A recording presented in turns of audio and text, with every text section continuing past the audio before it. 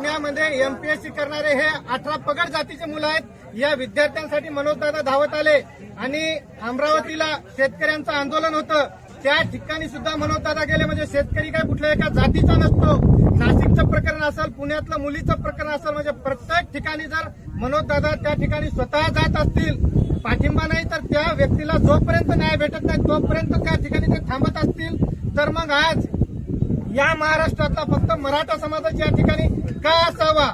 इतर समाज देखील या ठिकाणी का नसावेत, या हेतूनच रात्री गंगाधर नानाचा जवळपास 2 वाजता कॉल आला की विष्णू भाऊ तुम्ही कुणीही येऊ नका, कारण दादांचा आदेश आहे की या ठिकाणी उन्हात मी एकटा बसणार आहे, कुणी कुठल्याही आमचा समाज असो किंवा कुणी असो या ठिकाणी आपण येऊ नये। तरी देखील मी नानांना सांगितलं, दादांनी 4 शिव्या जरी आम्हाला दिल्या तरी आम्ही त्या ठिकाणी येणार। आणि आतापर्यंत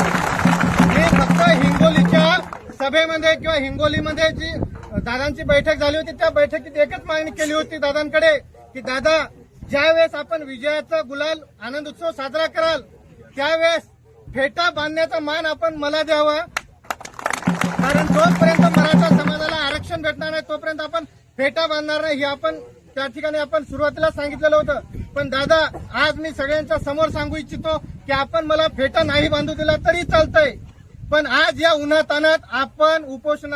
करू नये ही माझी यशवंत संघर्ष सेनेच्या वतीनं समाजाच्या वतीनं आपणास कळकळीची विनंती आहे, कारण योद्धा गरजेचा असतो। त्यामुळे आमची एक हात जोडून आपल्याला विनंती आहे की आपण तात्काळ उपोषण, कारण हे सरकार गेंड्याच्या कातडीचं सरकार आहे, त्यामुळं उन्हात तरी आपण उपोषण करू नये एवढी आपल्याला विनंती करतो। आणि जोपर्यंत आपण उठणार